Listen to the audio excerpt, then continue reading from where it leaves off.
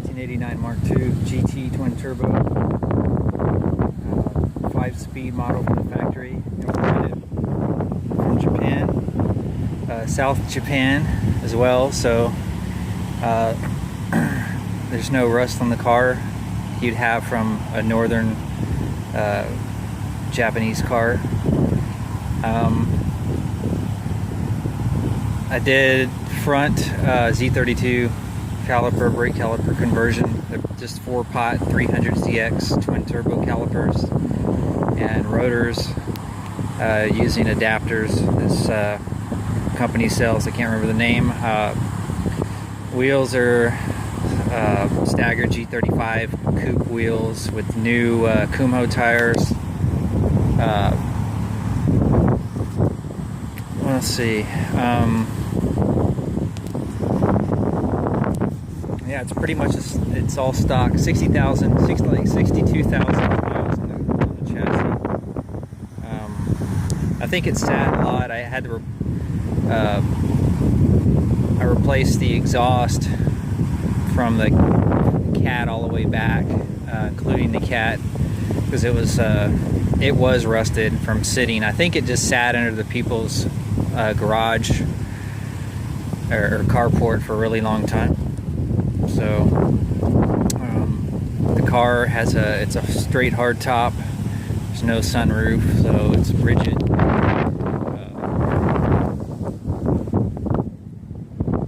3-inch exhaust is what I did from the cat back to a vibrant muffler, so it's pretty quiet. But anything over idle, it definitely sounds pretty aggressive, but it's not super loud.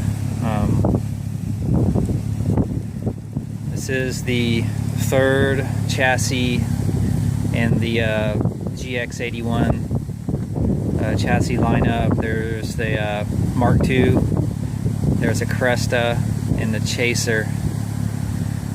The Mark II, in my opinion, being the best looking car for sure, as far as the trunk and just the body lines and the hood.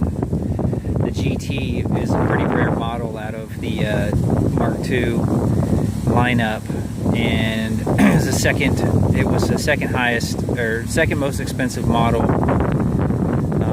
but I think it was the best model out of all of them, in my opinion.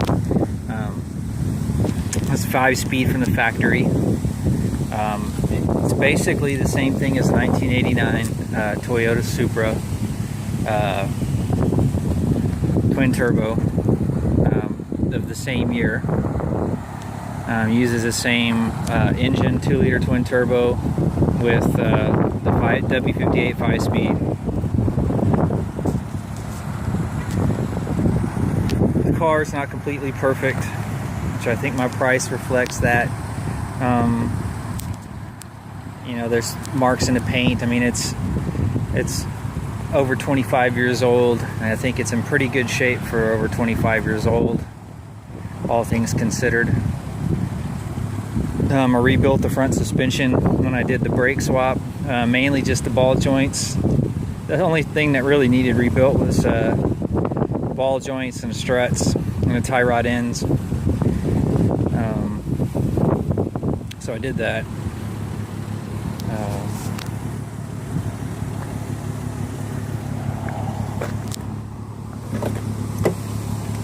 Interior is pretty rare to see in a Cressida or Mark II. It's brown interior. Steering wheel has a wear spot here. Somebody's, I guess they gripped it there all the time and just put a wear spot in it. I actually found a replacement GT wheel in Japan. It's absolutely mint condition that can be installed. I'm not going to install it. I don't have time, but you know, it's a simple steering wheel install. Anybody can do it, I think. But let's see. I've tuned up the engine. Interior, the rest of the interior is clean. The headliner's pretty clean. I mean, it has a couple cigarette burns, but it doesn't, even though I think they smoked in it, it doesn't smell like smoke in here. So I actually steam clean interior as well. And even before that, it didn't smell like smoke. It's pretty weird. I don't know. They had something in the ashtrays that I don't really know, but it just doesn't smell like a smoked-in car. The AC does work. It blows really, really cold, like 32 degrees cold. I have that gauge there, thermometer. It does have a small leak in the R12 Freon, so it really needs to be drained out completely. The leak fix, which is up top, easy to get to, or I don't know. My original plans was to swap this car, so I had no intentions of keeping this stock engine in it, but it ran so good that I did. I mean, I couldn't see just taking a motor out for no reason. Obviously, car sat for quite some time, deterioration of the hood felt or whatever.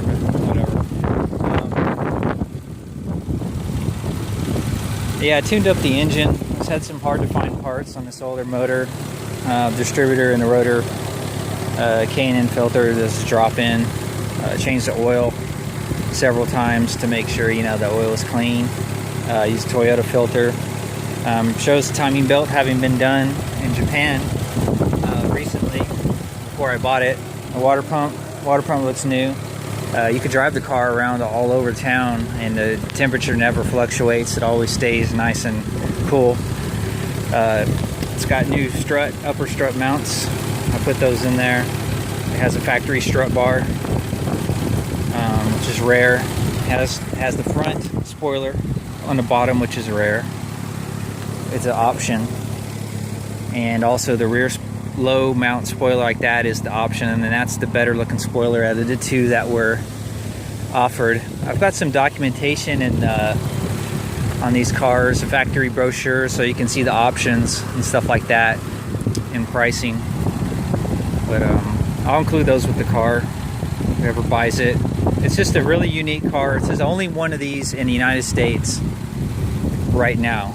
GT twin turbo 5-speed. I haven't seen anybody import one of these because they're hard to find in Japan, and when you do find them, you're not quite sure if the deal is real when you find them. So you really got to trust somebody there. And I knew my guy that I know knew somebody in Japan, and he found this car and had the guy buy it off an auction site from the people, and I bought it from him, and here we are. I just have too many cool cars right now, so something's got to go, and I'm letting this go. The good thing about these cars is that I've got some mounts that I can include if the price is right. Engine mounts, you can put a 1JZ or a 2JZ. You can bolt it right into this chassis. Fits right in like stock. Use a drift motion water pump, whatever it is, the fan setup, clutch setup, the drift motion is offering, and you can bolt the fan. Everything fits fine. There's a guy that does wiring harness swaps for these, specifically just for these and S13 Nissan chassis, that you can contact, and he'll do the engine swap or the wiring swap for like $700-800 with all new components and everything. So the car runs really well, man. I replaced the battery when I did the tune-up, but I just don't see, I mean, it runs, I just don't see a reason to replace it. And all you hear is the roar of the fan, really, but when you're driving the car, it drives super nice.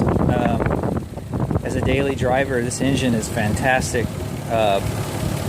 It's not super fast, but I would say that this engine compares to the power level of a stock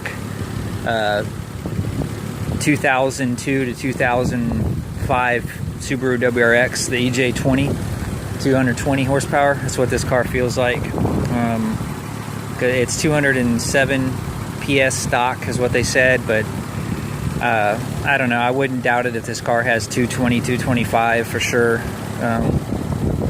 It can beat most cars on the road, being twin turbo inline six, but not all cars. I mean, big displacement cars, you know, obviously have a lot more torque, but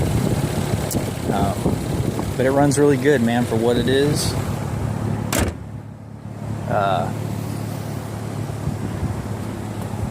I'm gonna drive it around, get some video so you can see how it drives.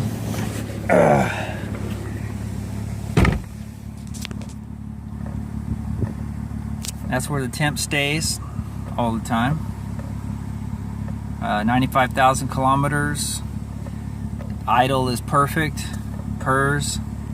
It has a light. Tells you when the turbo is boosting, which is kind of funny. Or kind of neat too. Speedometers in kilometers.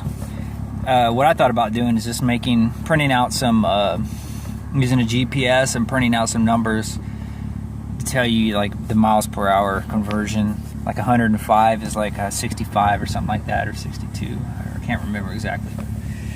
That needs to be done. It'll include all the paperwork, stock paperwork, tires, discount tires are brand new. I just inspected and registered the car again, so I'm gonna keep my license. I'll keep the license plates and print out a temporary plate for whoever buys it. And keep my sticker. That way, you know, that just protects me from anybody just keeping the car and not registering it in their name or whatever. It has these factory rubber Toyota mats, super rare, covering up nice brown carpet.